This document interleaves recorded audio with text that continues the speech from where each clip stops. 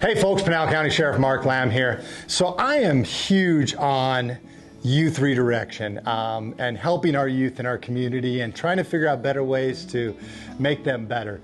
A few years ago we started the Sheriff's Youth Redirection Program. It's a series of classes for these kids and it's designed to make them better. We also do 8 hours of community service, which involves horse therapy.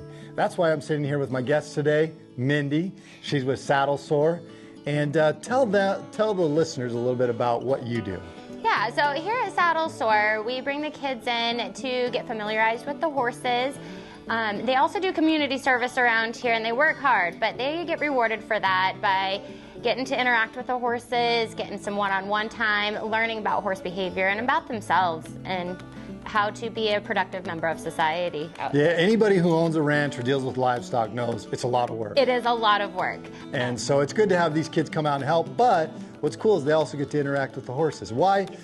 What value does interaction with horses bring? Why are horses special? Why are horses special? They're special on so many levels. Try to give me a succinct answer, because why are horses special to a horse owner could be days of answers. Yes. The horse really reacts to each individual and what they're feeling and their emotions. So they're non-judgmental.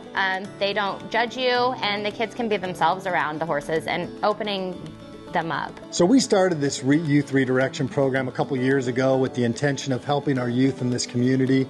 I'm fortunate to have a County Attorney Kent Volkmer, who's was on board right from day one, and we went to Watsonville, California. We looked at some of the program they had and a few other places, and finally I came back to the County Attorney and said, hey, look, I know what I want to do. We're going to do this Sheriff's Redirection Program, and we're actually catching them before it even goes to the County Attorney's office. Yeah. So they don't even know that these kids have potentially gotten in trouble. And it gives us the opportunity to actually intervene. We do 4 class hours along with the 8 hours of community service, which I'm going to have you expand on that in a second. Yes. But our 4 class hours are goal setting and planning. And it's important. I tell the kids, look, I don't care why you're here. It doesn't matter, because I can't change the past, you can't change the past, your parents can't change the past. So we're focused on not about what you did, but we're focused on getting better. And the second class we do is digital media, social media, sexting, the dangers of those things. We talk about drugs and alcohol, which is obviously a major issue, especially with the rise of fentanyl in this country. And then the 4th thing is we do a career night. So we bring in a lot of different people to talk about. We brought in Army recruiters and ex-cons. I don't want to call them ex-cons. People who have been in prison, who now have fixed their lives, are successful in business. We've brought in business owners, politicians. We brought in a little bit of everything to give the kids a good look at it. And then there's yours piece. Yes. Because I really don't think one or the other would be successful alone. So when the kids get in here, when we start the day with an icebreaker, so the kids get to say something that they are proud of about themselves. And it is huge when they smile and they acknowledge what they are proud of about themselves. Do you find that it's hard for them to do it, though, initially? In the beginning, yes. Yeah. If it's their first time, yes. But now that when they keep coming back, they're expecting it, and so they know, and they give me really good feedback. Whether it's getting good grades or bringing their grade up, being sober, or getting on the football team, or just little things. We do the same thing in the class. At the end of every class, we have the kids tell us one good thing about themselves. When they're with the horses and interacting, if they don't have that confidence, the horse will walk all over them. Yeah. You know, the horse will push them around a little bit, and they won't get their end goal. So they got to learn to step up and be assertive with their voice. I love is once they find their confidence, they learn that they can actually control an animal that is 1,500 pounds. Exactly. You know, that they are able to maneuver them around, and that animal's doing what they want. And it all comes down to confidence. Exactly. So here they are held accountable. We do require no cell phones, appropriate wear, and being respectful. So they have that standard coming in, knowing what to expect.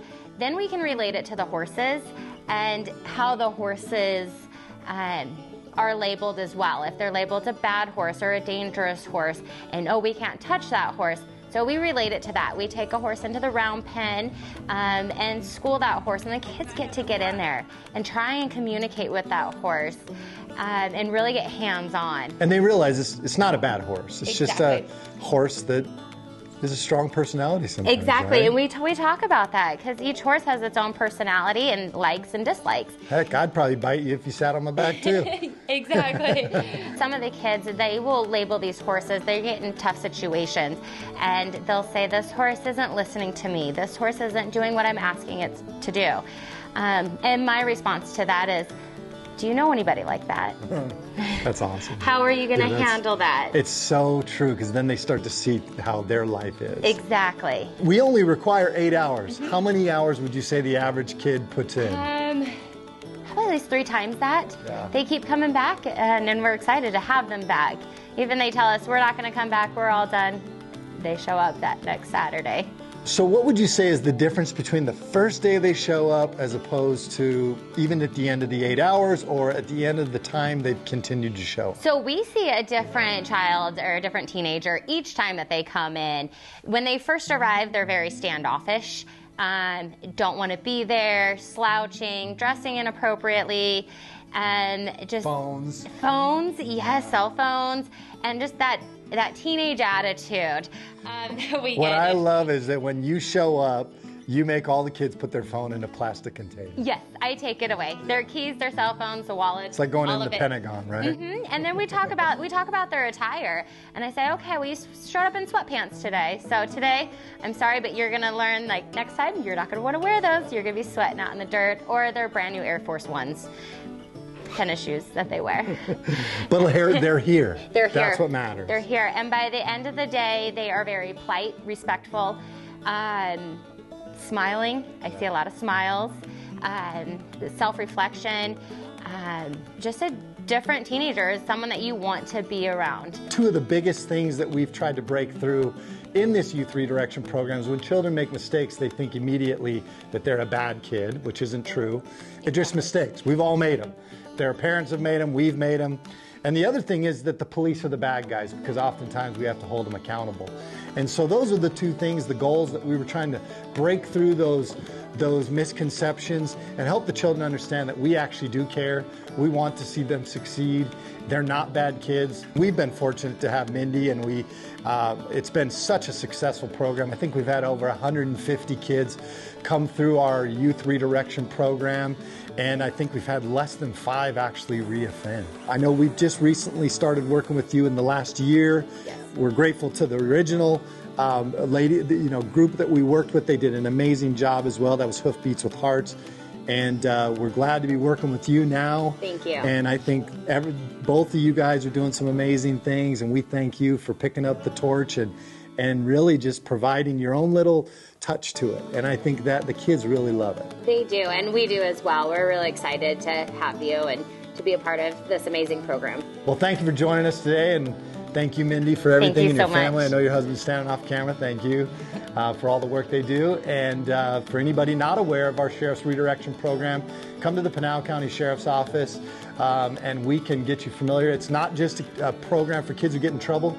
It's also a mentorship program. If you think that your child is on the wrong path, this is a perfect opportunity to get them some help. We take ages 10 to 17. Yes. So thank you, everybody. God bless, Thank and you. stay safe.